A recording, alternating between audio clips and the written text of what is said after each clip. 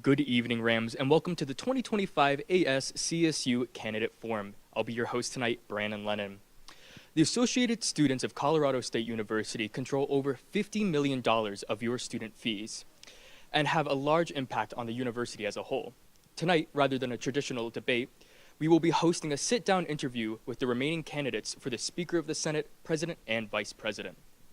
This will give the CSU student body an opportunity to hear directly from them about their goals, initiatives, and views, such as community outreach, improvement of Senate sessions, potential tuition increase, and much more. CTV and Rocky Mountain Student Media Corporation does not endorse any specific candidate, but seek to provide fair and equal coverage of all candidates. The Speaker of the Senate interview will continue shortly.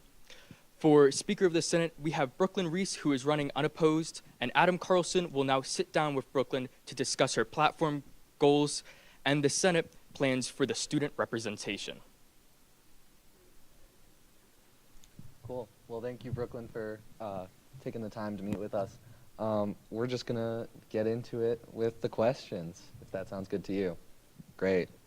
So as the campus transitions into an era of new leadership, how do you plan to collaborate with administrators, new and old, in order to keep campus safe, engaging, and welcoming to all who wish to come here? Gonna test this real quick. Okay, good. I think that what we've seen this year sets a really great foundation for what we can do in the future. In terms of our contact with administration, when there were some concerns revolving around the status of our CRCs getting to continue to exist, we were able to host a series of subsequent steps towards solution, including a large meeting that our president, Nick DeSalvo, actually helped set up. And in that, prior to that meeting happening, sat down with all the CRC senators, and I was in the room in terms of being an active resource for senators, because ultimately, as Speaker Pro Tempore and as Speaker, I would, at the forefront of everything I do, want to uplift the voices of my senators. All right. And then candidates have stated that the relationship between ASCSU and students needs to be improved, particularly in community outreach and the overall awareness of ASCSU within the student body. How do you plan on improving this relationship? I think a criminally underutilized resource is our college councils. College councils are amazing. I'm looking at one of my favorite college council people right now who's smiling awkwardly, but college council is something that every student has as a form of community that's distinctly already structured within their college experience, and just promoting college council through ASCSU as they're constituted as being bodies within ASCSU will help promote ASCSU, but also promote student voices filtering into ASCSU, which will bring us ultimately to that solution. All right. And then how do you view ASCSU's role in the student experience at CSU? I think ASCSU has the ability to be what any student wants it to be. You can be a diehard like myself and exist in that office from 9 a.m. to 9 p.m., or you can be someone who's just sitting on BSOF to get the free food. It can be anything you want it, really. And that's what's so unique about student advocacy and student governance, is that we can incorporate whatever amount of voice that people want to bring to the table. Cool. And then what is the purpose of your position as Speaker of the Senate, and why did you choose to run for office? The speakership, to me, is defined in a couple of different ways. First and foremost, you're the representative of the legislative branch in everything you do. You're that liaison to admin. You're that liaison to the student body. You were elected by the student body, and you should represent the student body. But beyond that, being the speaker also means that you're a representation of your branch. You need to advocate for your branch and student interests to the best of your ability, and listen and incorporate other voices into your voice with the power that the position holds. Thank you. What does accountability and transparency look like as Speaker of the Senate? Accountability and transparency as Speaker of the Senate is leading with what's legislated, and with what's legislated that doesn't work, working to fix it. our processes need to be transparent. There is an amount of power in being speaker. Ultimately, in Senate sessions, the speaker is the person with jurisdiction to make those decisions. But knowing the documents, knowing the procedures, knowing and asking questions about whether or not those things work for your team as the speaker is how you are transparent and accountable. All right. And then how would you amplify the student voice as speaker? I, as one person, cannot incorporate every single person at ASCSU's voice into my voice, but I have a lot of trust in the representatives in the room.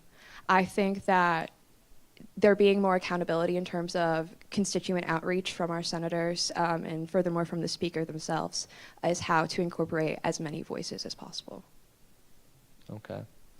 And then how do you remain strong for the Senate members in any difficult times you could see?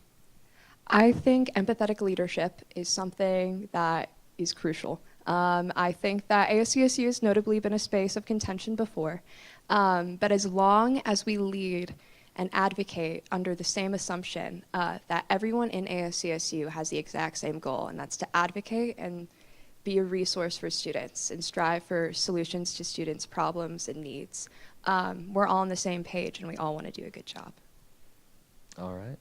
And then what is your perspective on the issue regarding empty Senate seats and lack of representation within certain colleges, student offices, and other groups in the Senate, and how will you work to address that? Currently, our chamber is near overflowing. In terms of just the seats in the room, we've made steady progress in terms of our recruitment and retention over this last year through things like onboarding, through things like just better culture within the space. But I think additionally, establishing that contact with College Council, having that ready to go before summer starts, that when we come back in the fall, we know exactly who needs to email what to who to get what seats need to be filled. There should be no constituency that has zero representation in the room. Thank you. Every ASCSU Senate session starts with a land acknowledgement. Can you explain what this tradition means to you, and do you have ideas to better support Indigenous students on campus? Thank you, Reagan. The land acknowledgement, instead of reading it out this year, we've actually watched the video. And I really appreciate that we've been watching the video instead of just reading it out. I think uplifting Indigenous people's voices on campus is something that's crucial rather than speaking for them. I think promotion of our CRCs and making sure those spots are filled is a way of making sure that voice is at the Senate table rather than just any type of assumptive measure by people in power. I think people who are impacted and fall within specific groups should be that representation. As the Speaker of the Senate, you'll be tasked with appointing the ASCSU Senate leadership. What makes an effective Senate leadership team, and how will you choose members that will not only fulfill their roles, but represent the goals and needs of the student body as a whole? So the speaker doesn't appoint their leadership team. It's an appointment through the Senate. So the Senate ultimately decides on who the rest of my leadership team would consist of. But in terms of what type of work that I want to do / am doing currently, in terms of future legislative cabinet, I have sent so many emails in the last week of anyone who may prospectively be interested in a position.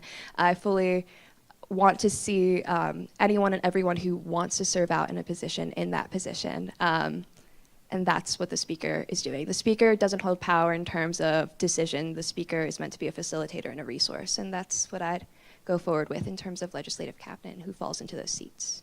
Thank you. What clubs, organizations, and committees have you served in, both with and outside of CSU? And how will those experiences translate into your role?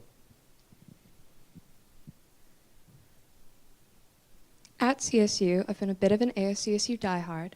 I also have had a good amount of experience with the College of Veterinary Medicine and Biomedical Sciences, having served as a senator last year, and reworking our constitution to be more favorable by our constituents within CVMBS. Outside of CSU, I graduated at 16, but in the one semester that I spent in high school, I was very involved. I was in debate, I was in AFJOTC, I was in scouting, I was all over the place all the time. That's what I try to aim to be here. The one time that I tried to make friends outside of ASCSU, by going to a club meeting, I went to Model UN last year, and our elections manager last year, Caitlin Spencer, was actually the president. And I showed up to that meeting having been someone who spends so much time in the ASCSU office. I watched Ashton Duffield, our previous director of finance, make a BSOF form, and I was able to help Model UN fill out the form. So I think a lot of my experience on campus has been informed by being an ASCSU resource, and that's what I plan on continuing to be within this role. It's noted that the Student Fee Review Board is responsible for allocating nearly $57 million a year across from many different outlets. As speaker, you'll be part of this board. So how do you feel your presence and opinion can make a difference, and how do you plan on holding anyone accountable? So I've had experience serving on our two other special committees, LSAB and BSOF, and I think that could inform my experience if I decide that I'm the best person to be the delegate for my branch. But if there's someone within legislative cabinet who I feel as if could have more experience on SFRB and better serve within that role, I would then delegate that role to someone else on my team. All right. And then how do you plan on leading such a large and diverse group of senators each week? I think that there's things constituted to make sure that we have check-ins with our senators. The speaker is tasked with checking in with senators at least once a semester. I think that's something that's critical, but I think additionally just being a face that's constantly around is something that's served me well this year, and it's something that I plan on continuing to engage with next year, especially in assisting the Speaker Pro Tempore in bettering our onboarding process, getting new people in the door with familiar faces, making sure that there's trust established day one. All right. And then if conflicts arise within the Senate chamber, such as heated debates and arguments, how will you step in to mediate? I think that there's a number of resources. I think, again, relying on my team, the other people at the front of the room have my back, I have their back. I don't know who they are yet, but I know that I have their back and they have mine. But I think additionally, it's, again, about trust. I think that in moments of contention that we've had this year where I've been chairing the Senate session, a simple look of what are we talking about right now? What are we doing? Let's reel back in does a lot. And you can't have that unless you have the established dynamic with senators that takes the work to develop. All right. And then the Senate is responsible for a lot of different functions and actions. What do you believe is the most important of those that ASCSU is responsible for? Can you run that question back? Sure. The Senate is responsible for a lot of different functions and actions within ASCSU. What do you believe are some of the most important actions or functions that the Senate is responsible for? I think that the Senate, being unique in how it is direct representation of different constituencies on campus. Each college has a designated amount of senators based on their population size. We also have representatives from our CRCs. It uniquely is pertinently and purposefully designed to incorporate diverse voices at the table. And I think in that and having the checks and balances we do in terms of things like the budget from executive allows for all of those types of voices to be incorporated in the solutions that we propose to the student body. All right. And then how can you, as Speaker of the Senate, reach out and hear from the voices that can sometimes feel disconnected from ASCSU? I think that there are certain, I'm one person, but there's subsects of demographics of people that are going to be like Brooke stands, and that's an amount of reach I have. But I also have trust in my team to be another source of contact that maybe I specifically am not the person to get in contact with every single person on campus, but within such a diverse body, there is someone for everyone. There is a spot for everyone who wants their voice at the table. It's just a matter of facilitating a solution towards incorporating different types of thoughts at the table. All right. And then what does an effective and efficient Senate look like to you? And an effective and an effective and efficient Senate to me looks like a Senate with updated documents. It looks like a Senate that knows their powers. It looks like a legislative cabinet that's cohesive and all know the documents and are all resources for senators. It's everyone knowing their job description. It's ultimately accountability and it's transparency. And I think that in our funny legalese and everything being recorded in our processes being documented, we have the ability to write it down and we have the ability to then carry it out. And that's how we'd be most efficient. All right. And then what do you see as the purpose of gallery input on legislation? How will you promote Senate sessions so that students can know when and how they will be able to voice their opinions to the Senate? I think gallery input is an amazing resource. I look forward to it every week. It's not the same people yapping as just the senators. That was weirdly worded. But in terms of gallery input, it's crucial. When we had the big meeting, the last time I was in this room, we scheduled Senate to be in this room because we thought that there would be a very large gallery input following like multiple hours, I think, looking at faces the previous week. With that, with more voices being seen, with there being more passion to actually like go to gallery, within the Speaker Pro Tempore position, I was made aware of like multiple people that were then seeking out like senator and associate senator positions. When gallery input is utilized as a means of incorporating student voice, those student voices are better made aware of the Senate and better aware of the positionality that they can also gather to keep those voices there. So I think it's an amazing resource in terms of education of what ASCSU is to the greater student body, but I also think it's an incredible resource in terms of education to our Senate membership of what the student body wants.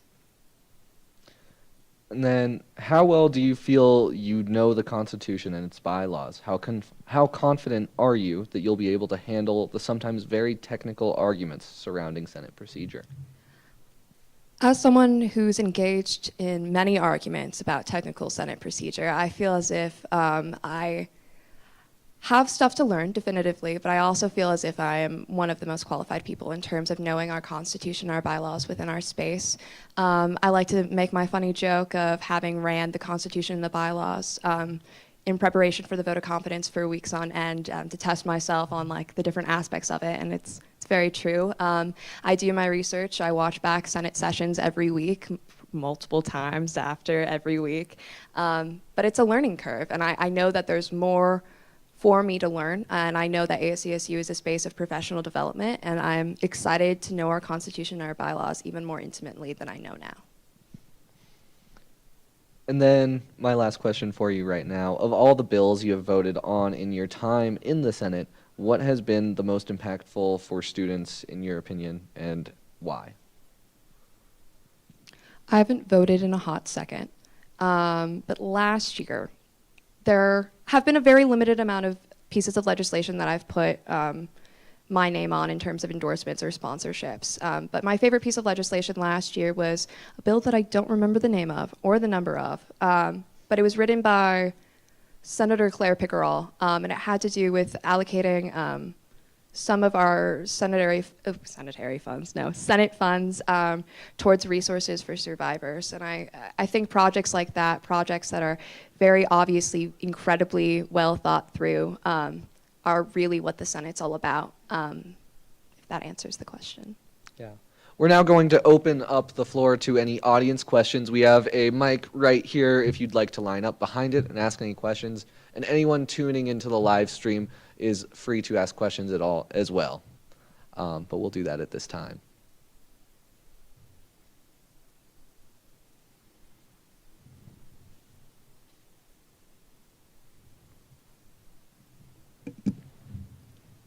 Hi. I know you very well, and I'm so happy to see you up here. I'm wondering how you intend to make Senate a safe space for queer students, students of color, students who may not feel like that they belong in Senate.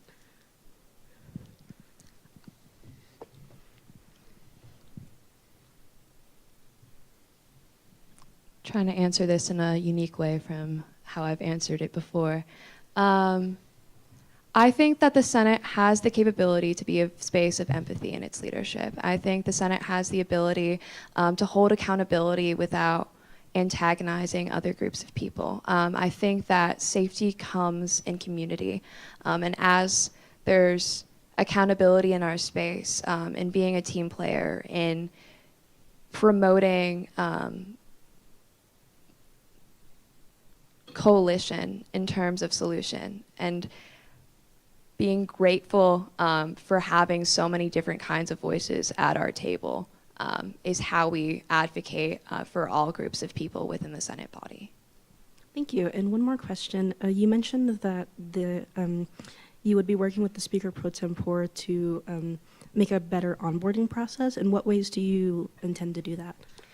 I think that onboarding has been a pretty solo project this year in terms of how it was developed. And with someone that's seeking out the Speaker Pro Tempore position, specifically having seen everything I've done this year, I'm sure they'd have notes. And I look forward to the collaboration of another perspective in terms of how we can make onboarding better. I think that there's a number of things that can be improved about onboarding. I think that because it's so new, there's like a number of avenues that we can really take it down. We can discuss whether or not one-on-one meetings are really the most productive way of doing it. If it's something that should be published on our website in terms of like the resources to be onboarded so that people can look at it well before they're even entertaining the concept of being in Senate. I think that there's a lot of innovation that can be had with something that's like just now getting pioneered. Okay, thank you. I do not yield my time. We're not in Senate. Thank you. We have one question from a viewer on our live stream. In the grand context of societal evolution, cultural discourse, and individual perception, how might one rigorously define the ever-shifting and often contested concept known as relevance itself?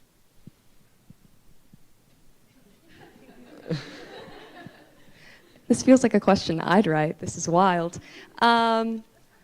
I think relevance is not up to one individual. I think relevance is up to the Senate body. I have a lot of love for Senate, if it's not mostly clear. I think that relevance is in the conversations we have. I think relevance is in the conflicts we see arise and the subsequent solution. I think relevance is defined not only by the problem, but by specifically seeing a problem as an opportunity to find a solution.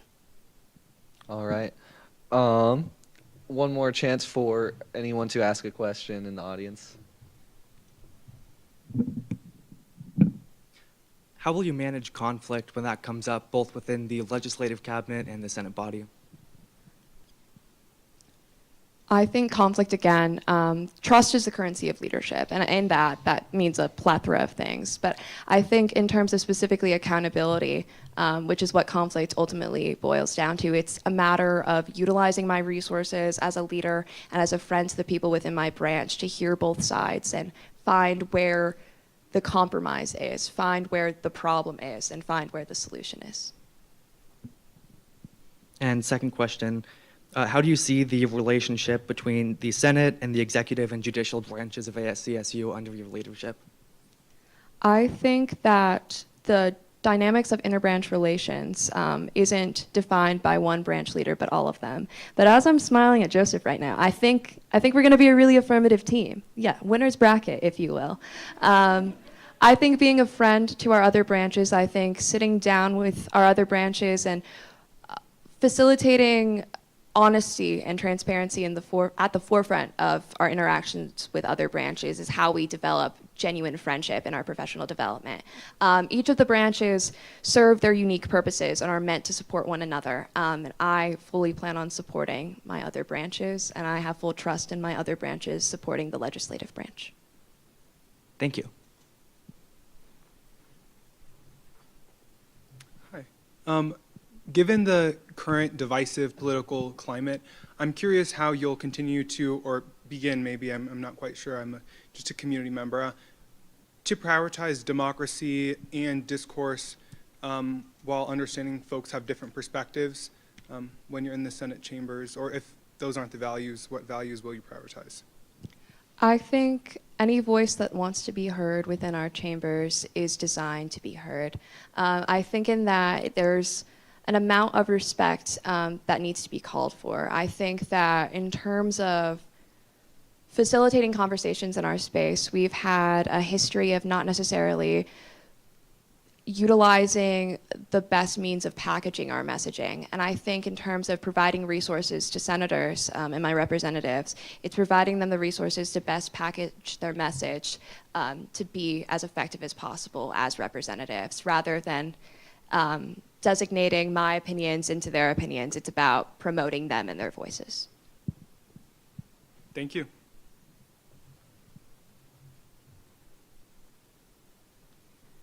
Hi, Brooke. Currently, legislative leadership, paid positions within the legislative branch, make less than minimum wage, and their hours worked are not in line with what the job descriptions currently reflect. How do you plan to best advocate for the legislative branch? I think that in terms of any major change like that that would impact each of the branches, there needs to be conversations had with the other branches. I think that in facilitating those sorts of conversations with our new officials, I will be a strong advocate for the legislative branch. I think that the legislative branch and how it currently stands isn't fairly compensated, but I also have no intention of ostracizing either of the other branches in the process. I think that the legislative branch holds legitimacy, and that legitimacy should be reflected in our pay and different resources that we can provide, but I think we need to be strategic, and I think that there's gradual measures that need to be made to best promote overall the equity of each branch in terms of financial resource. Okay, thank you. All right, if there are no more audience questions, I'm just going to ask you for any closing statements you have regarding Speaker of the Senate. I'm incredibly excited to see where this next year takes us, and I'm incredibly excited to work with all of you. Cool. Thank you so much for sitting down with me. We're now going to toss it back to Brandon to take us out to the presidential conversation. And before we continue, we're going to take a quick break, but stick around, we'll be right back.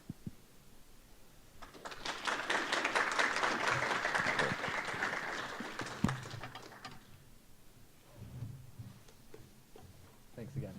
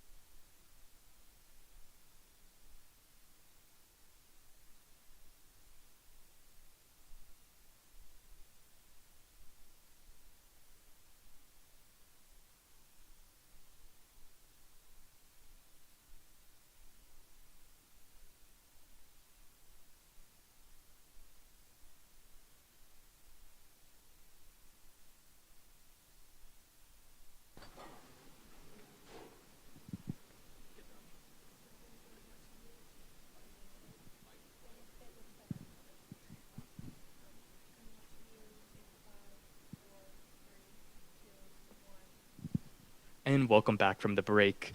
For the president and vice president, the only remaining candidates are Jakai Nunley and Joseph Godshaw. Originally, there were two other campaigns in the race, but they had officially dropped out. Mike Rosales will now interview Jakai and Joseph about their platform, initiatives, and how they plan to serve the student body. Thank you, Brandon. I'm here with Joseph and Jakai, both of your 2025-2026 candidates, and we will start our presidential questions. Jakai, I'm going to start with a question for you. Some students on campus still don't know what ACSU is and what its function is. How do you plan to make the work done in ACSU more profound and transparent to the general student body? Yeah, this is a great question, and I think that this is a common thing for, well, any student. And I'm under the belief that, if students don't know something about ASCSU, that it's because ASCSU hasn't told them. It goes back to that fundamental belief that you don't know what you don't know, but in terms of student government, that definitely lies on us if you don't know. And so ASCSU is the primary body that advocates for students. Some universities call our work a student government association or another form of the associated students before said university. So ASCSU is the primary body that advocates on behalf of students. We're also acting as a conduit to higher administration, state and local officials, and the delegates who manage the $2.1 million budget in student fees that we collect for our sole student fee area. And then there's many other student fee areas that we oversee the board for the Student Fee Review Board, which will fall under Joseph's domain next year, God willing. Aside from that, though, ASCSU is a body of your peers, your friends, your colleagues, and people who are there to support you beyond the classroom and for programming and basic needs and all the things. But ASCSU truly is a holistic body of some of the most driven people I've met on this campus, and I'm truly blessed to know all of them. So thank you. So for students who don't know, that's a little bit about ASCSU, and I'm excited to share more tonight. Thank you. And I did forget to preface that with each question, y'all will be allotted 2 minutes to answer. My next question is for you, Joseph. What is the first thing that you and your running mate will work on when you take office? That's tough. I don't think we've necessarily discussed what the day one thing is, but I would say that everything and all of it all at once. But I think my priority with Jakai would just be getting that executive cabinet hired, because ultimately this is a job that we can't do on our own, and making sure that we get our team assembled and prepped and ready to go is of our highest priority. Thank you. Jakai, in your own words, how would you describe the responsibility of being ACSU president? It's not a responsibility that any president, I think, takes lightly. I've got the chance to serve in Nick DeSalvo's cabinet for about a year and some change now, and this role is not a role that he took lightly at all. I think that the president of a student government, especially of an institution like this, it's a heavy responsibility, and you feel that every day, and your work weighs on you. And I've felt that in my role this year and as a student government rep this far. One of the most impactful nights that I've had to today, as a rep in student government, is the night we had student gallery input in the Student Senate, and it was about students were but giving their testimonials about cultural resource centers, and just the stories that were live and present in that room that night. They rode with me all the way home, and I mean, before I walked in, and my roommates can testify, they're here tonight, but I walked in bawling my eyes out because students and the stories that they carry are the function of why we do the work we do.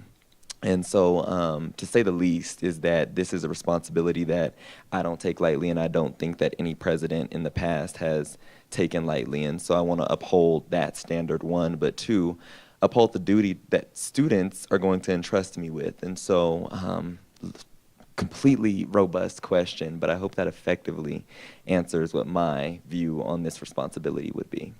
You mentioned in your answer the importance of, the cabinet. What makes an effective cabinet, and how will you choose your cabinet members that will, not only fulfill their roles in the executive branch, but represent the goals and needs of the student body as a whole? This is a great question. And this year as chief of staff, I kind of got to develop and build like some groundwork of what I would think an effective cabinet would be. I want to preface it by saying that a cabinet is so many things all at once. And I think you kind of said this earlier, like it's all the things all at once. And so when you're hiring all of these students, you typically garner the students on campus who are all of the highlies, as I like to say, like highly motivated, highly skilled, highly driven, highly intentional, purposeful, and putting their best foot forward every day. And so I can give all those adjectives and say that that's what's going to make an effective cabinet.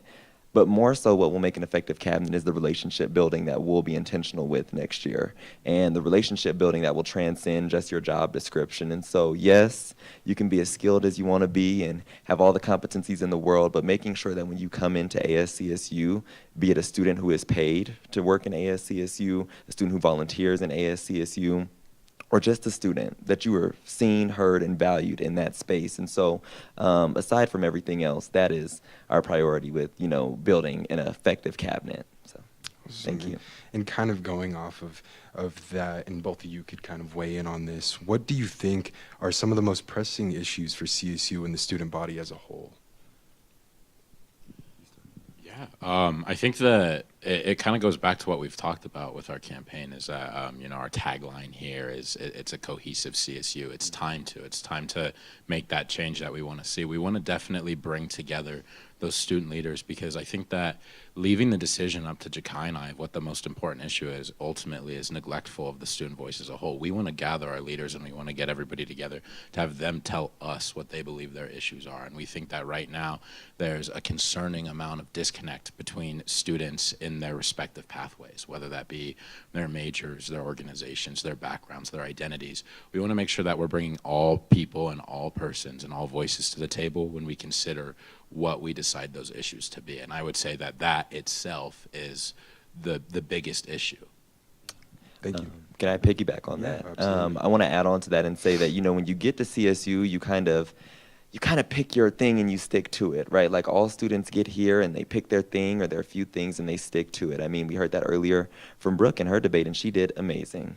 And what I will say is that, when students get here, they pick their thing and they stick to it, and we want to make sure that we're dismantling, how that looks, because students deserve to have more collaboration among their organizations, right? Like students don't just want to attend the same events and same programming for 4 years. We want to see collaboration, and that's what all student leaders across campus say, right? Like that they don't want students immediately going home right after classes, or that they don't want students to, be done with class and like they're done with campus for the day. No, student leaders desire for students to stay on campus and be a part of the clubs, the activities, and all the good things that are happening.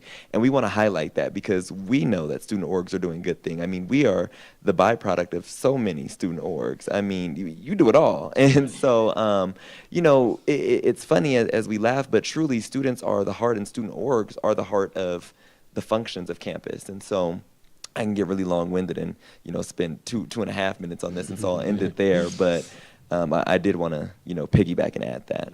Yes, thank you. Thank you. And I guess this question is more aimed to Joseph. How will you work on supporting students of marginalized identities on campus and ensuring their safety? Yeah, absolutely. I think that now more than ever, that's a question that needs to be at the forefront of every conversation, especially with what's going on outside of our jurisdiction at the state and national levels. I think that support is kind of funny because it comes from so many different ways, and I can say like, oh, I want to support everybody, or I want to do this, I want to do that. But ultimately what it comes down to is making sure that students have the autonomy to be able to support themselves, be that through their safety or through their security, or just not having to worry about what their place on campus looks like. And so I think that's advocating for the student voice and making sure that students of marginalized identities get to be a part of the conversation. Right now, ASCSU has institutionalized seats for marginalized identities within our Senate chambers, and those are questionably under threat. And it's a concern for a lot of people right now that they might not have that when they return next year. So I think that providing that clarity about what's going on, being that connection between the administration and the student body, using my resources to be able to talk on both sides of the conversation and make sure that students just know what is happening and what they need to do, and then also learning from that experience so I can better serve them, is something that I deem as a priority and something that I would also say I'm very good at. Thank you. leading off that, and he might have, answered part of this question, but Jakai, how are you as president going to navigate the recent federal impacts to our university? That is a phenomenal question, and I know it's a question that's on all of our hearts. And what I will say is that my advocacy for students, regardless of what is happening at our federal level, is unwavering, right? Like, there are things that I am passionate about and that I will forever be passionate about, and that's unwavering, right? And so I want to first say that, and say that there are things that seem above us in this world because of the federal precedent that's being set. What I will say is that I've seen this organization break barriers time and time again and shatter glass ceilings when they've been, put into place. And so I plan and we plan on falling nothing shy of that. We plan on still building the relationships with our state, our local elected officials to make sure that when things need to go above, what we know at this level as students in our CSU system, that they can. And that students have options and resources beyond what we know to be true in our limited worldview here on campus. So in whole, what I want to say is that, my advocacy for students and the rights of students and the preservation of those rights for students is unwavering, and that my consistency in the conversations and my talking points and all the things that I always have had to say, I still have to say, and the role is not going to make that fluctuate or change in any sense. And so I hope that is not an effective response. I hope it is a firm stance that I can provide to students. So, thank you. You talked about building relationships outside of CSU. Is a relationship with Fort Collins City Council important? And if so, what would you have the relationship look like? Yeah, this is actually a great question. I recently got the chance to sit down and meet with Mayor Jenny. She's awesome. Nick actually is a part of the reason why we know some of these people and why the relationships and the rapport right now is so great with a lot of our elected officials. And so I definitely want to give flowers to the folks who have came before us, who have fostered good relationships and caused great things to occur at that level. As it relates to city council, it is extremely important, and it doesn't just stop at city council, right? Like, it goes all the way to our advocacy groups who fight, and they go to the state and local levels, and they protest, and they sit in, and they go sit on the Senate floor, and they talk to James Coleman, or I talk to James Coleman, right? And we forge those connections to forge better outcomes and best outcomes for students. Holistically, what I'll say is that, city council is extremely important, and we'll ensure that we have good relationships with them by being present at those meetings and possibly even working that into a few folks' jobs descriptions. In addition to that, though, we'll continue reaching out and continue doing what ASCSU does best, and that's bridging the gap and building connections with those state and local officials who hold a little bit more say in the conversation. So, yeah, but in whole, what I want to say to your question is that it just doesn't stop at city council, even though they are also just as important. Thank you. My next question is for you, Joseph. What will you do as vice president to complement your running mate's leadership abilities within the executive branch of ACSU? It's also a phenomenal question. I think that to best understand this, I think you'd have to know me as a person really well. And something that I was remarking to some members of our campaign team and some of the current administration just recently is that I used to really hone in on leadership for myself. I thought that I had a very strong sense of leadership, and I still think I do. I think that something that I've discovered working for the current administration, for being in ASCSU for my entire time at CSU, is that I do a really good job in a support role. And I think that there's a reason that Jakai and I are running together, and I think that there's a reason that we complement each other so well. And I think that in the future, I won't have an issue supporting him at all through his endeavors, because I believe in his leadership. I have faith and I have trust in the ability of him and our team. And when those things are a part of my vision and my path, I believe that my leadership is unstoppable.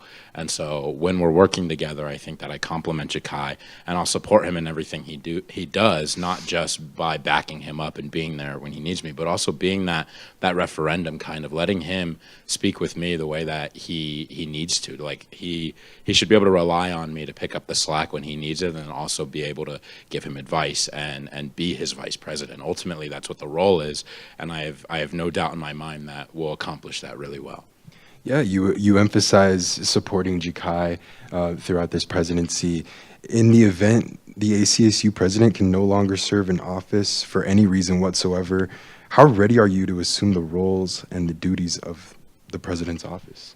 I would hope to God that never happens, but I would be more than ready. Before teaming up with Jakai, my intent was to run for president. The reason that I'm teaming up with Jakai is because I believe he'd do a phenomenal job, and I have my trust and faith in him. But my competencies are still there, and I truly believe that I would pick up the work that he was doing without missing a beat. Awesome. And as ACSU Vice President, you will be tasked with chairing the Student Free Review Board. Sorry. What are the top 3 qualities that you believe are essential to effectively lead the Student Free Review Board? Gosh. Number one is it's a buzzword that is used in every single campaign, every single student government thing, but it's affordability. And I think that affordability is super important. Student fees are something that every single tuition paying student here contributes to. And it is important that that money is not being neglected and that it's being spent with diligence. And I think that the second one I would value most is affordability complemented by transparency. Is that most students don't even know that SFRB is a thing, much less what it does. It funds so many fee areas on campus, like the building that we're currently sitting in. But it's also weighed against entirely other things. Like it's not a system that we can allocate more towards and we can just keep increasing. It's a set number where we have to redistribute that money. And I think that when students know that it's not just we're increasing this or we're decreasing that, it's we're increasing this at the expense of that. And I think that transparency piece is really key. And without being transparent with the student body, we're not doing our job. So I intend on doing that. And then the last thing is being accountable. I've seen SFRB in many stages in my time at CSU, and to say that I've been unhappy with them is I don't want to discredit the work that's being done, but I think that there's a lack of accountability towards the students, that it doesn't seem to be at the forefront of the Vice President's mission in the past, and I intend to make it mine. The Student Fee Review Board should be comprised of diverse delegates from all across campus, not just members of ASCSU, and I intend on making sure that it's fully staffed and that the meeting minutes are transparent, published, and everything's affordable, and I am accountable to that. Awesome. Jakai, Joseph talked about transparency. What does transparency look like in your campaign? This is a phenomenal question, and once again, it goes back to what you were saying when you first started, is that some words are sometimes used as like buzzwords for people to latch on to, and it's like, we're going to be transparent, and how are we going to do that? And so our campaign is focused on transparency, but more from a how lens, and so I believe that it might be public somewhere, but I don't know if we've shared it yet. But we mentioned this at the roundtable too. But anyway, I go on to say that transparency will be an integral part of how we'll function as an administration. We've currently already built out our cabinet strategic plan for next year. That is available for students upon request. There's a student in the audience right now who actually has a copy because they asked and got it upon request. I think 2 students maybe. Nonetheless, though, what I'll say is that, beyond that, we plan on publishing multiple reports of what's happening as we talk about financial-wise for ASCSU or Student Fee Review Board, in addition to what's happening in ASCSU and how we're functioning. And so strategy plans and all the things are in my wheelhouse. They're already built out. In addition to such, though, making sure that students have the access to get those. The how of how students will have the access to get those is one through the ASCSU website, but also through a recently launched initiative in ASCSU, which was launched this year. It's the Public Initiative Tracker. These are things that will continue and systems that we'll continue to use to make sure that students have access to the information that they need to have access to. I hope that effectively gets at that. So. Thank you. And kind of going off of your campaign even more, how will your campaign interact with the incoming freshmen coming to CSU? This is a great question. Funny enough, he's not here right now, but Jalen Doherty, we did like a debate prep kind of session a few days ago with the campaign team, and this is the exact question that he asked. Jalen serves on the campaign team as a first-year liaison, and so in building out like this intentional campaign and all the members that we onboarded to this campaign team, the thought of every single student here by grade level, by registered student organization, by however you want to put a classification on any subset of students was thought about and built into the campaign framework. Also, if you know me as a leader, you know that I'm always thinking future forward into how this impacts who's coming next, right? And guys, this is going to be a funny ASCSU inside thing, but it's the quote in my email signature. They know it, the people who get it, but it's what good are the doors you open if you close them behind you? And it's integral to the work that I've done this year and that I'll always do, because really the things that you do and the things that you afford yourself and the luxuries and all that are no good if the people who follow you can also not access those opportunities. And so what I will say is that I'm excited for the class of 2029. God, that's so close to 2030. But what I will say is that I'm so excited for the class of 2029 and that I look forward to welcoming them with open arms. I look forward to being here during summer orientation to make sure that they know my face, to make sure that we have flyers and things to hand out. And I look forward to promoting ASCSU's public office hours to them so they know that they can stop by and speak to their student government reps and they could ask questions, that they could be a part of this thing that we call democracy. So that's what I'll say as far as the class of 2029, but tell them I'm ready. Tell them, come on. Tell them, get here faster, because I need to see y'all. We need to interact and do all the things. And so I'm excited, to say the least. Thank you. Yes, and I have one more question for you both before we move to audience questions. And again, we may have covered pieces of this question, but how will your campaign navigate the changing environment around DEI policies, especially on college campuses? Is it for us both? Both of you can answer, yeah. As it relates to diversity, equity, inclusion for ASCSU will not be putting a pause to any of our efforts that relate to inclusive excellence and diversity, equity, inclusion as a whole. I think it is an integral part of how we function, but also how this university functions. As we begin to see changes at the federal level and things come down and information is disseminated, ASCSU as a whole will do a great job at adapting, and making sure that students have the most accurate and best resources possible, as they have always had.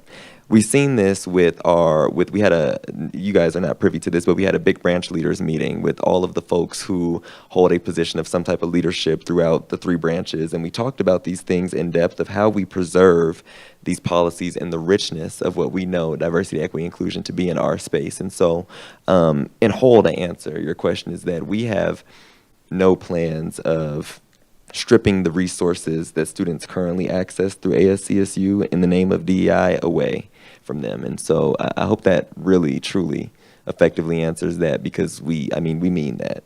So yeah, in terms of last year's debate, we stand on that business. So. Joseph, would you like to weigh in on any of that? Yeah, absolutely. I think that Jakai just had something really profound to say, and I would definitely like to back that up with a little piece of my own. But I think that it's really important to, now more than ever, to actually really emphasize what we do for those communities. I think that regardless of the changes that are happening at the federal level, how they might trickle down to us, now is an excellent time to show how what we do and the resources and the support that we offer are there for all students, and that they're accessible and obtainable, and that it's something that we should be proud in, and that it contributes to the retention of students, of RAMs at CSU. And I think that ASCSU does a really good job of helping to maybe co-sponsor some events or put things into the light for student engagement. But I think that now is an excellent time, and we plan on doing this to make sure that we not only do we continue and we adapt, but we're going to do the best that we can. We're going to make sure that every single thing we do is put at the forefront, and we're demonstrating exactly why these resources and these communities are important to us. Thank you. That now concludes all of my prepared questions for our candidates. We will now move to audience questions. So if you do have a question, just raise your hand. We'll be coming around with a microphone, actually. Oh, no. Never mind. You're correct. My apologies.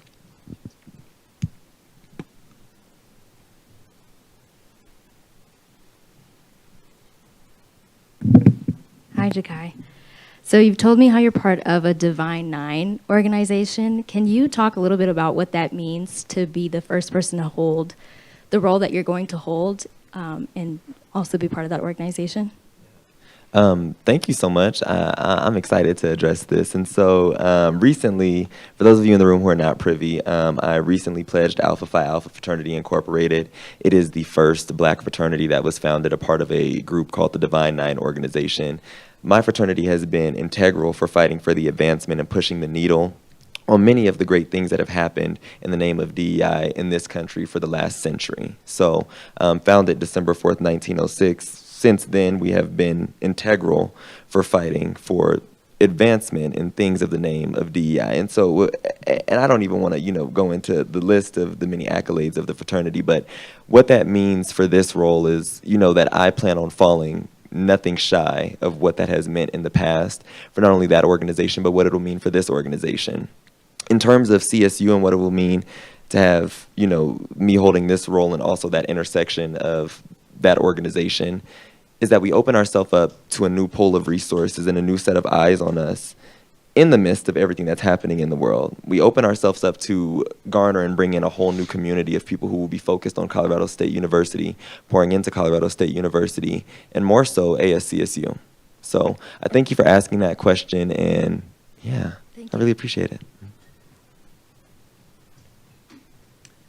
This is a question for both or either of you all, but state of Colorado is in a budget deficit for this fiscal year.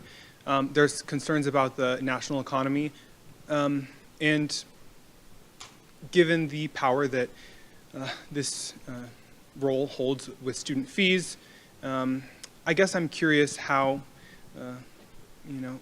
I guess if you'll share a plan for flourishing through scarcity, because it is anticipated. I like the term that you use. You said flourishing through scarcity. I'll be stealing that. I just wanted to let you know. The current president, his name is Nick DeSalvo, for those of you who don't know or haven't commented on an Instagram post yet, has done a great job of working with our governmental affairs department and partnering with members of the Joint Budget Committee and partnering more so with members of our state legislature. I plan on picking up this work, and as you said earlier, not missing a beat with such. I think that it's important to foster those connections and make sure that we are advocating at a level where we're directly impacted, right? Like, as you said, the state of Colorado is in a budget deficit, and so, we plan on making sure that those conversations do not die with the current administration, that work does not die with the current administration, but yet, more so that it rolls over and that students continue to reap the benefits that they have reaped from us being in partnership with those folks and us forging those relationships with those folks. And so, in whole, what I will say is that the advocacy that ASCSU is known and integral for will not be discontinued. Yeah, and I would like to just follow that up really quick. I think he said it all. He said it great. But something that I always like to think about is the levels of government, especially when we think about ASCSU. Like, obviously, student government. There's so many different jurisdictions, and I think ASCSU is unique because it has the ability to kind of move through them. And you mentioned the state of Colorado. That includes other student governments. That includes the state. That includes municipal and local governments. And I think that's something that we have as student leaders, especially at ASCSU, is the ability to interact with all of them. And I think that our breadth of knowledge about the situation and our willingness to learn and get engaged gives us the ability to really go out and make changes at all of those levels. So when it comes time to flourish, as you said, we're hitting all of our bases. And something that, like a tangible piece that I already have seen this year that I think is going to have tremendous benefits on us is that our administration, or Nixon administration, just recently hosted the Fort Collins Area Chamber of Commerce in our space, and we're able to directly engage with local business owners. And that's a partnership that's going to continue in the future, where we're really going to be able to see how ASCSU can help engage and stimulate the economy in Fort Collins and then outside in the greater northern Colorado area, and then even statewide. And I think that just seeing every piece of the puzzle and sitting down and really saying what our priority areas is something we're really good at and something that I'm really excited to do. Thank you. Thank you both. Thank you. We'll have our next question. Hey guys, I have like 3 questions. I can go back of the line after each one. Whatever works. But given the current attacks on public education by this administration, along with the growing number of CSU students with visas being revoked, the attack on DEI, and the censorship of climate change, it seems your tenure here may present more tension and unrest amongst the student body. What are your plans to uplift the values of CSU and CSU students? I view the executive cabinet as a bridge between student interest and university administration. Yes, these attacks are coming from federal government, but what are the strategies you have to put pressure on university administration to at least make statements to stand in solidarity with their student body, of which are currently suffering? Yeah. I really thank you for this question, and what I will say is, we had the chance of meeting earlier, and we've got the chance to talk on multiple occasions, and literally it's the reason why I walked in here today a little bit late, because we were meeting, right? And I want that to be a testament to the open door policy that I have for students, not only in this role, but that I'll carry into future roles as well, right? And so when students feel passionately, or there's big emotions happening on campus, or there are wicked problems in the world, to make sure that students know that they have a student body president who is here with the open door policy to listen, maybe not necessarily to figure it out at that moment, but to get answers and come and loop back with the questions answered. And so if there's any way I could answer your question in whole, I hope it is my actions. I hope that it is that just like you, other students can show up, they can talk about all the things, and I can go back and relay information to the powers that be, because sometimes I am not the final power that will be. Most of the time, I am not the final power that will be. But that open door policy is how I plan on making sure that gap and that ASCSU remains a conduit for students to administration. So I thank you for that question, and I want to say that in whole, my words may not answer it, but my actions will, and I hope that they have thus far. Yeah, and I'd just like to reiterate what he said. I was actually going to use the term conduit, and I stole that from him when we were having a conversation about just this exactly. And I think that something that I really want to dial into is mine and Jakai's abilities to be that bridge between those powers that be and the student body. And so sometimes it's a little difficult to be like, oh, well, we need to go out and we need to demand this and we need to demand that. But those demands start, in my opinion, with conversation. And I think that just raising the awareness of the intents and the hopes and the wants of the student body to the higher administration so that they can accurately digest that information and take a stance in solidarity with their students. That's the first thing, and I think that our experience doing that is tenfold, and we'll continue to do that, and we keep up those good relationships, so ultimately our relationship with the administration can be based out of collaboration. So when all these problems do come to fruition, we're working as a unified front rather than something that students feel is divisive. Thank you, guys. That was awesome. This next question is maybe putting you in the hot seat, but I like to do that. So from being amongst differing spheres of the student body, it has felt as though there's been a certain amount of trust lost in certain spheres between students and their representatives. Students don't always have the most elegant ways of presenting discontent, yet they are still your constituents. How do you plan on easing tension between groups that may be angry with certain choices and still represent them without ostracizing them from ASCSU spaces? There seems to also be perception, and I will emphasize perception because I think in a public sphere, whether it be truth or not, if people perceive that, that's going to be their truth that they carry around. That using this position of power has been done to leverage one's own career and popularity, specifically within university administration. How are you planning to assure the student body these connections are being used specifically for student interest? How can we have confidence in you to have hard conversations on behalf of student interest? So thank you for this. This question is a 2, 3, 4-parter, and so I want to make sure that I answer it in all of its facets. And first, what I'll say is, 1, thank you. 2, this question doesn't put us in the hot seat at all. I think that, to answer the last part, and I'm going to go last part up because I want to make sure we rewind and get all the parts of the question, is that for us, well, I'm not even planning to go in anywhere to, the state legislator, right? I'm doing this work because I love the name of this work. I love student government. I love leadership. I think leadership in its own is such a selfless act, and anytime I get to practice it in any minuscule sense or major sense, I'm on that opportunity. The other part of your question of what I want to address is that me as a leader and my philosophy is that I cannot and I do not own any trust that anybody else has broken. But what I can do is I can build good rapport with students and for students from my time being elected forward. I can open that space up to students. I can welcome students in. We can host town halls. We can host feedback forums. We can do all the things that students want to see. We can come and be more active in our community. We can come and show up to the things that students have wanted us to show up to in the past that we haven't or that we have. We can do all of those things and we can continue them. What I do want to preface and say, though, is that as we go into this administration is that the trust or the things that have been broken, I can acknowledge, but I cannot own. And so I want to leave that with that question. There was another part to that question that I don't think I've answered yet. Can you reread maybe the first half?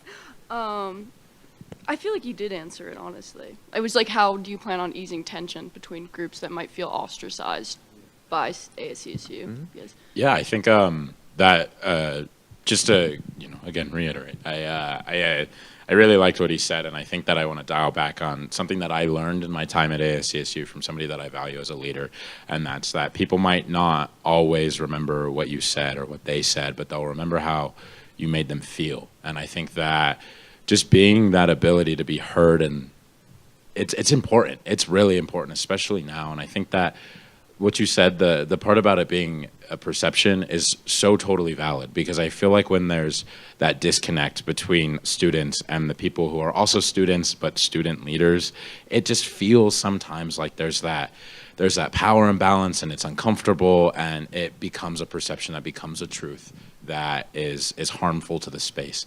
And I think the best way that we can break that down is through conversation, listening, and just being an advocate, is just being there for your fellow student, for your fellow RAM. And yeah, I think that that's a way that is a surefire way to ease conflict, to ease tension. And I hope we can, well, I don't hope that we can practice it. I don't hope that there's a scenario that we have to practice that in, but I hope that if there is, that is exemplified through our leadership. Thank you, guys. That was beautiful. One last question, sorry. Very much smaller than the other two. But thinking about that keynote speaker at the State of the Association address, what are you willing to risk to protect your student body? Oh, you're talking about good old Rico Munn. Oh my gosh, shout out Rico Munn. Okay, yes, I love this question. I love his keynote speech. And thank you for attending State of the Association. What we're willing to risk? Well, it all. I mean, I think that running is a risk. I think that running is a risk. I think that leading an organization like such, I think that leading on a campus like this is a risk. And so in signing up for thankless jobs like these, you risk a lot. You risk a lot of sleepless nights. You risk a lot of emotional, I don't even know wherewithal. You're going to risk a lot of mental capacity, a lot of emotional capacity, and a lot of energy. And you're going to risk a lot of voice, a lot of space, a lot of time. And I think that, those are significant. Those are all things of what I just named that you cannot get back. You can't retract words and put them back into your mouth after you send them out into the world. You can't get energy back after you've spent it. Same with money most of the time. But all the things are true. And what I will say is that, we're willing to risk all of that in the name of we love the work that we do. So we're willing to have those sleepless nights, and we're willing to have the long conversations, the tough conversations. We're willing to cry a little bit. I only cry once a year, so I'm going to just save it all up for that once a year. But we're willing to do all those things in the name of the work that we do because we love the work that we do. So I can't give you exactly what we're willing to risk, and my mama wouldn't let me say my life, and she's probably watching right there on Instagram Live or on CTV's Live, and so I don't want to have to fight with her later. So not my life, but definitely all of the things that come alongside that.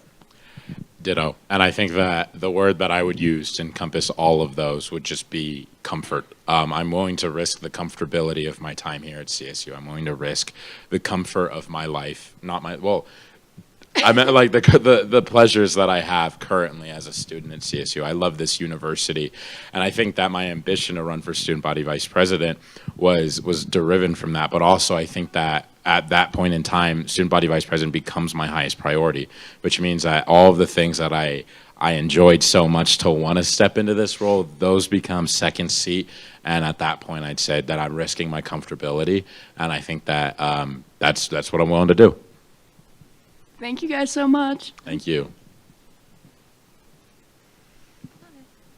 I know you talked a lot about finances already, so let me know if this is redundant, but one of the most important aspects of being president and vice president is dealing with the budget and student fees. So how do you plan to allocate those fees to the best of your ability in ASCSU in order to make the most positive impact on the student body as a whole, and more specifically, the money that comes specifically from your office as the president? Yeah, thank you. This is a great question. And what I will say is I have a specific how for this, and it's to work with the people who have their degrees in this, right? Like the ASCSU accountants and the people who put these budgets together and they can look and analyze these things. We're planning on sitting down with those folks when we put this budget together and say, okay, well, what makes sense? Simultaneously, my father, oh God, I love that man. My stepdad is an accountant at the SBA, and so he spent his whole career in accounting, right? And so, I mean, at multiple points throughout this year, I've actually sent him our budget and said, Dad, look at this, like, help me make sense of this. And so leaning on the people who actually have expertise, subject matter expertise in this is my entire plan, you know, and giving my input from what I know from previous years or what I know the student body needs are or what we're anticipating our administration to be, adding those things. But as my good colleague Lillian says, leave it to the professionals. And that's what we plan to do with this, honestly. So I thank you for that question. It's important, and I want everybody to hold us to that, is to make sure that we leave it to the professionals and that we don't allocate that $2.1 million in student fees to stages. Yeah. True. And I just want to say before I get into it that I don't think finances can ever be redundant. I think that we're all tuition-paying students, and if we need to talk about it every day, all day, then we'll do that to make sure that everybody feels like they're getting their money's worth here at CSU. Something that I've already started doing in my time in the current administration is actually putting together some requisitions for what we're paying for in student fees and as ASCSU. One of those big areas is Rocky Mountain Student Media Corporation. I think that we fund a large amount of that, and something that I've been happy to do is work together with the executive director, the CEO of Rocky Mountain Student Media, to put together a packet, we're working on this right now, of what that money is being used for. So when people have questions and people ask, and it's not redundant, and we talk about it all day, every day, that information is on the table. And I'll dial back to something I said before, it's affordability through transparency. I think that there's no stage that anyone could ever be on that is more important than making sure like students' voices are heard. And we don't want to be deceitful with where that money's going. So being transparent is the end goal. And I think that putting together information in consolidated, digestible, accessible ways is really important. And I plan on doing that. Thank you. Hi, friends. I know you're both wonderful leaders, but I do have to ask the hard questions. I have 3 questions. I'll try to make this quick. Leaders of fraternity and sorority life already hold multiple leadership positions in all 3 branches of ASCSU. Do you think student fees should be used for an executive position for fraternity and sorority affairs? Can I ask a returning question, actually? My question would be, do you think that those students should not have representation in their student government at this time? Because there's none currently. And so I want to preface that and say that there is none currently, you know, like somebody actively representing and going to check in with those communities. And so before I answer the question and, you know, devolve more on why that is there, I want to ask that returning question, if that's possible. Can we ask returning questions? Is that? Yeah, okay, absolutely. yeah. So. I think that they have a lot of representation of leaders in FSL holding leadership positions in ASCSU. I'm talking about spending student fees when there's definitely not necessarily a barrier to get into ASCSU if you're a member of that community. I actually would like to follow up with something that maybe would entice like a point of clarification on your end. Is I think that also maybe a question here is that I'm one of those leaders in FSL and I'm one of those leaders in ASCSU, and I think that it's a little unfair to expect me to be able to do the job that I was hired for in ASCSU if I'm looking out for 17% of the student population. 17% of the student population is in FSL. I'm hired to do public relations. Why should I be tasked with looking out for 17% of students in FSL? That includes your Panhellenic and your IFC councils, but that also includes MGC, people who need more representation. It includes multicultural councils, and I think that hiring somebody is really important. I think that if we're not doing that, then we're doing a huge disservice to the largest group on campus for student org affiliation, which is Greek life.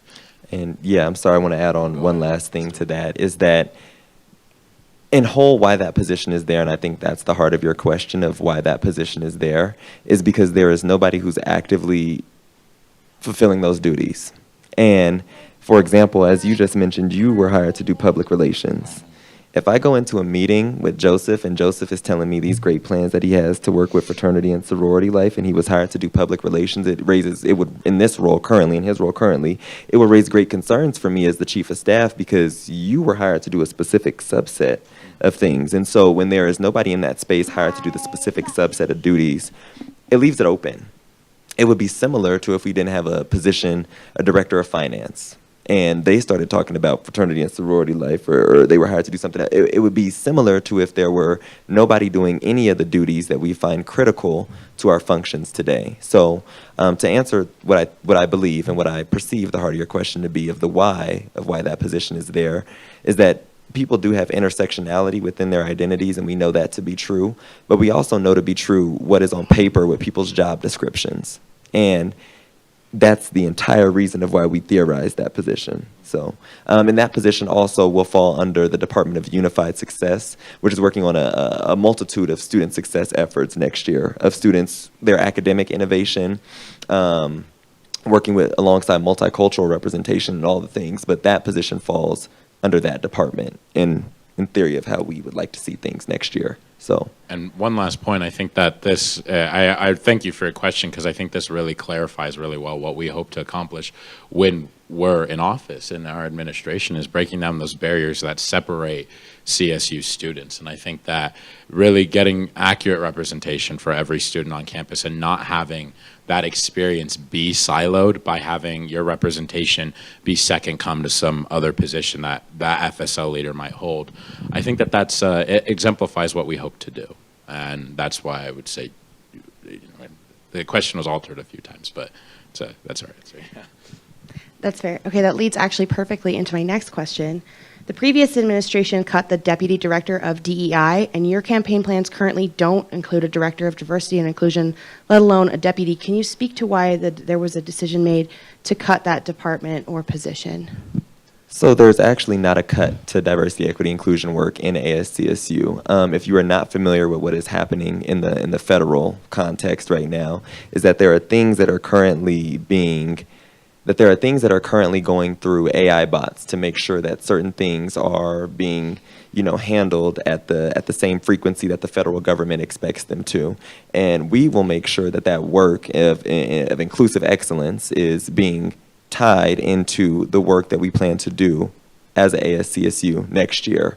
And so I love that you bring up the department plan, because that work is actually planned to grow now. So the work of inclusive excellence and unified success, or inclusive excellence, or diversity, equity, inclusion, is actually planned to grow under this, and there will no longer be any sole department. So like, if you've seen the plan, you've seen that academic innovation no longer stands alone, or academic affairs no longer stands alone, and now sits under that same department. So students who want to know and be in a good standing and have resources for academic planning will also be operating out of the same budget in the same department, with other people to thought partner on things with and other resources to have. So in whole, I want to answer your question and say, I love questions. There's a beauty in questions, and that the answer to your question is that it's similar to what we said earlier about DI, is that work is going nowhere, but we want to make sure that students have access to the same resources they always have had access to, because I'm in no business of ripping the rug under students' feet, out from under them. So I want to thank you for that. Thank you. Yeah, I just want to add on. It's actually, I'm in a unique position because I was the deputy director of DEI last year. That was cut, and I think that when you look at the overall grand picture of what we're trying to accomplish, you find that the work is redistributed into, and not to bring this up again, but we're siloing the student experience. DEI shouldn't be kept separate than every. We're integrating that position and that branch and that mindset into every single one of the members of our team. And I think that the deputy director of DEI last year. That was the deputy director of international affairs, which I held, and we partnered with the International Student and Scholar Services. And when you look at what we are doing, that's something that we plan on integrating everywhere, is that mindset of, hey, there isn't a wall between me and this person. There isn't an office between me and the deputy director of DEI or the Department of DEI. It's one thing. It's one cohesive CSU, and I think that our administration really exemplifies that, because we plan on integrating that into every position instead of focusing on like the semantics of this, that, or the other thing. Okay, and then last question is, how will you be transparent in your cabinet hiring process, and can you commit publicly today that you will not be hiring anyone who served in your campaign unless their qualifications are the best for the job? We're hiring everybody who will have the best qualifications. Okay, thank you so much. Thank you. Hello. I am asking 2 questions on behalf of other community members who couldn't be here today.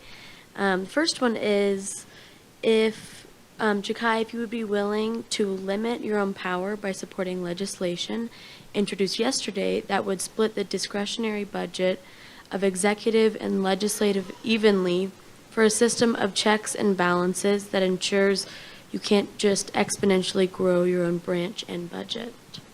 I think that this is a great question, and I would love to sit down and talk more about this and the logistical components that go into that legislation. I think there are a lot of finite details or minute details that have not been worked out that I think I heard addressed yesterday in the Senate session by fellow senators. And so what I will say is that I would never be opposed to limiting my own power. I think that that is great. I would also call on the counterparts that I have in other branches to do the same. Thank you. And then the second question is from Nevaeh, who was here earlier but had to leave. And she asked for Joseph, being part of the Presidential Ambassadors Program, do you intend to stay there? And if so, how will you manage the workload of both positions? Yeah, that's an excellent question. You know, God willing, I would like to stay there. They haven't given me a finite answer on whether they're going to have me back, though. I think that I'm really good at time management, and I think that there's a natural beauty about being a part of both of those organizations because they work hand in hand. And I think that I'm really excited to prove my commitment to ASCSU, and if I have to take a step back from the PA program, from the Presidential Ambassador Program, I'm committed and ready to do that at any time. I do not anticipate, though, that I'll need to do that. I think that I can manage my workload by being smart, being organized, and relying on my team at ASCSU and at the PAs, both of which are 2 of the highly valued members of my life. I trust them, and I trust that they're going to be frank and honest with me, and I can rely on them to always do that. Thank you.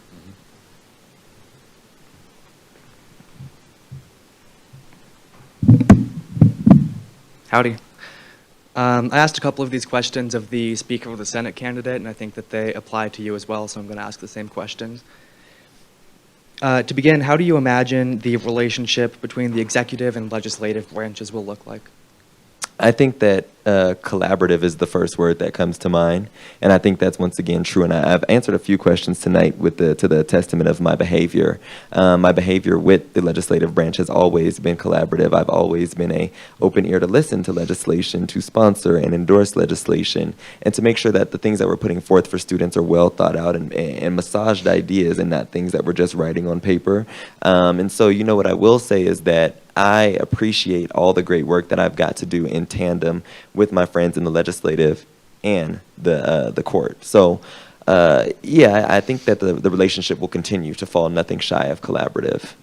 I would like to reiterate that. I think that, as Brooke said earlier, I don't anticipate there being any conflict or problems between us, especially because I think we have such high expectations of each other as student leaders, is that we definitely make sure that we're prioritizing the needs of our own branch, but also as they incorporate the other needs. And, you know, I hate to do it, but I was a senator at one point in time, and so I know the processes pretty well, and I know what the job description is like, and I know what respect is warranted towards the legislative branch, and we intend on giving them that respect. My second question is, how do you manage conflict? I think conflict is great. I think conflict is great. I think tough conversations are necessary for people to grow, for spaces to grow. And so what I will say is that I don't shy away from conflict. I mean, I handle conflict head on. I think that it is important to address things. I think it is also important to make sure that people feel supported, and when they don't, for them to be able to tell you why. And so what I will say is conflict in its own, as we know the term, sounds scary. It always sounds like it has to be the worst thing in the world and that you almost have to like verbally assault somebody for there to be a conflict. When conflict sometimes is a disagreement and saying, I don't like that you did that, or I don't like that you made me feel this way, or you made me feel this way 45 months ago and I need to tell you today. But, you know, that's what conflict is, and that's the heart of it. And I welcome conflict not into my life because I live a very peaceful life, but I welcome conflict situations. I welcome hard conversations. I welcome things that are challenging to the norm and challenging to my norm. So how I handle conflict, every day, something could be conflict every day, right? But it's about how I react to those things and knowing that I control those reactions, and that's all I can control, and making sure that I support the people who need to be supported and who need to feel supported by me. That's how I handle conflict, and I'll continue to do that, I mean, forever. I mean, it's working this far. So, yeah, I would agree. I think that Jakai really touched on it really well, is that we see so many different types of conflict in our lives, especially as people who are in an organization of such high-functioning individuals, is that conflict can look so many different ways. Not only do I think Jakai hit it head-on of how we would manage our interpersonal conflicts, but also how we're going to not manage, but how are we going to help resolve the conflicts in the space. And I think that you'll find that Jakai and I are very to the point, no nonsense when it comes to the credibility and the legitimacy of our organization. And if there's a conflict that threatens that, I definitely think that we'll wrap that up really quickly. And I'm excited to show that and demonstrate that in the space next year. Yeah, sorry, and I really love this question. I want to give a funny example, and it's because I just looked at him. But my best friend's in the audience tonight, and so I want to give this, like, repeated examples of, behavior and, like, a testament, kind of character testaments. I handle conflict head on. That's my best friend, and we don't agree on all the things sometimes. I mean, we was into it like a couple months ago, and we was on break, and he wasn't talking to me, I wasn't talking to him. We came back, we live in the same house. I knocked on that door, I said, hey, I'm not going to be walking around here uncomfortable. What's up, right? And so we talked about all the things, but literally I think that conflict is so healthy, and it shows up, as you said, in so many ways in our life, and we have to deal with it. And so I really thank you for that question. I think it's a good way to end us off tonight, unless you have more questions, but I think it's a great way to end us off. I do have one final question. Let's do it. See? Once elected, you will be a representative of every individual student on this campus. How do you plan to best ensure that students of all backgrounds and identities will feel represented in ASCSU? Can I start this time? Yay. I was really hoping that this question would be asked. I was itching for it. I know it was asked the speaker, but about what my abilities are and what my involvements are on campus is exactly how I would be that representative. I spend every single waking minute that I'm not doing something else in the ASCSU office. But I also hold, and I have held, 5 different executive positions. I was president of a Greek organization for 2 years. I'm chartering a new one right now. I started a rescue organization club, fastest growing organization on campus. In 1 week, we had 150 members. I'm a presidential ambassador. I belong to so many different groups and societies, and I have in the past, that I believe that I'm a perfect representation of what it means to be a CSU student, and not just somebody who's involved in ASCSU. And I think that I hold those experiences through and through in my leadership, is that you can look at me and I don't need to tell you what I do. I don't need to tell you how I'm going to be a representative. You already know that I am. And it's going to eliminate this like, I don't know, some would call it an echo chamber of ASCSU, where we're having conversations with ourselves about what the student body will want, when in reality we already know, and we're already bringing those voices to the table, and that's how I'm going to be a representative. I love this question. Oh, it's like a TikTok. I love this question. What I will say is that, I plan on meeting students where they are. I think that is the best thing about me, is that I go to the source. I just gave you an example of how me and my best friend was into it. I had to knock on that door, right? If I don't have the answer to something and I believe there is somebody who does, I plan on going to the source, presenting the ideas that I have to the people who I think could, pour into them. and more so, making sure that I'm showing up for students when and where it matters most. I think that it's an integral part of who I am as a leader, but also who I've been this far and who I plan on continue being. And so showing up and meeting students where they're at, in addition to all the things that ASCSU already does, like our open door policies and our office hours and all the things, right?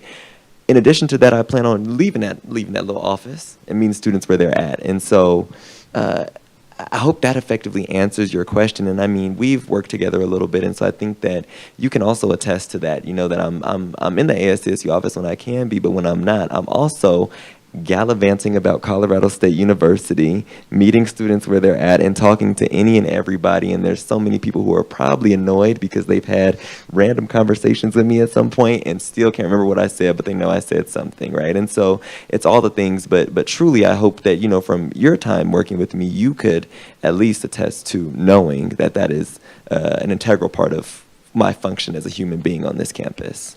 I want to add one more thing. I'm sorry, but he sparked something in my mind. It's something that I wish I could tell. You know, I know there's not the entire student body here, but I wish I could make it clear to the entire student body. It goes exactly what you're asking, and kind of back into that conflict question a little bit too, is that we're not the sole representatives of ASCSU. We have a fantastic team, and I mean, there's a lot of people in the audience who are on our team, and you know, we've had those conflicts before where, like Jakai said, you know, some of my friends out here, you know, we're knocking on doors, we're sharpening our knives, we're sharpening our scissors, we're getting ready to like go to war, but then we're like, we need to resolve that conflict for the purpose of the student body. You know, we're fixing that conflict because we are representatives, and we're making sure that the team, the entire team, is representative of the student body, and I think that's the beauty of ASCSU. And I wish I could tell everybody exactly how awesome our organization is and our department is, and that's what I would like to say in the future. But for now, I'll just leave it at that. You should probably close this off if you want to say one more thing. That was beautiful. Thank you. So in the name of you know, sharpening the utensils, we'll go ahead and say thank you, honestly, for your time tonight, for the students who showed up. Rocky Mountain Student News Media, thank you for being there, being present, and being live and on the ground. And so I want to say thank you to the students, the staff, the members of the campaign team who are here tonight, the supporters from different branches, the supporters from the executive cabinet, and the host. Thank you so much. Can we get a round of applause? Yes. Thank you. You did great. Thank you. Thank you. And thank you to all live, you know, audience members who came up and asked questions. Before we end tonight, I do have two final questions for you guys that come off of our live stream. The first person said, given the average student's attention span, trust in government, and ability to open their email, do candidates truly believe the CSU community plans to vote in this year's election? Yes, and I think that it goes back, you know, to why we're here right now is unfortunately due to circumstances that were not. Well, not unfortunately, you know, whatever, semantics. Due to circumstances, Jakai and I are the only two candidates left in the race, and we're still campaigning. And that's because we see the importance of marketing ASCSU as an organization. I think that it's really important to make sure that we are connecting with the student body, and we're making sure that they know what our policies are and what we plan on doing. So when it comes time for the election to roll around, well, they're like, oh, well, you know, nobody voted because you guys were the only people who were in the race. But I think that in doing that, we're going to prove to students how important it is to vote. And you'll expect me, if you're looking for me anytime between 8 a.m.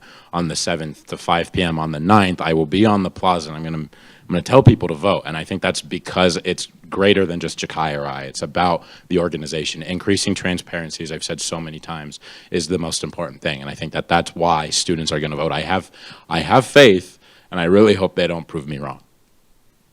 The only thing I'll add on to that is something that you said in the middle of that. And it's that, you know, we, due to circumstances, are, you know, the only candidates up here with you tonight. But it was the first thing that came to my mind when that news was broke, and I sent this into our campaign, the group me chat that we're using, and anybody who is in that group chat can attest to this, but one of the first things I said, that this does not change anything, you know, like it does not change us tabling, it does not change the class presentations, the registered student org presentations that we've been doing, it doesn't change how hard we've been going, it doesn't change any of the initiatives, it doesn't change any of the policies, it changed nothing. With respect, but it changed nothing. And so I mean, we'll continue to hold firm on that stance even past campaigning. You know, not us moving past the election period also changes nothing. We still plan on meeting students where they're at. So in whole and in the name of, you know, keeping up with the attention span, we want to make sure that, you know, students know that, yes, we do think they'll vote, and that we think they'll vote because we see the importance in it. And from what we've gathered, we believe that students also see the importance in it. So, yeah. Thank you. And my final question on a lighter note is for you, Jikai. Is the candidate under any known circumstances physically and mentally prepared to perform without hesitation or injury a gravity-defying, awe-inspiring, undeniably sick backflip? Yeah, they call me Nike. I just do it. So I'm ready. But yeah, they do call me Nike. I just do it. So Jakai actually can jump in the air and spin around twice before landing on the ground. And so I think that if I know anything about him, he'll be more than able to do that. Thank you guys so much. And that concludes my presidential questions for our candidates. Brandon, we will throw it back to you. Thank you guys. Thank you, everybody, for coming here tonight. And thank you to our candidates for participating and our viewers for engaging in this important conversation about the future of ASCSU. Remember to vote through RamWeb April 7th through 9th, Monday to Wednesday. Thank you so much and have a nice night.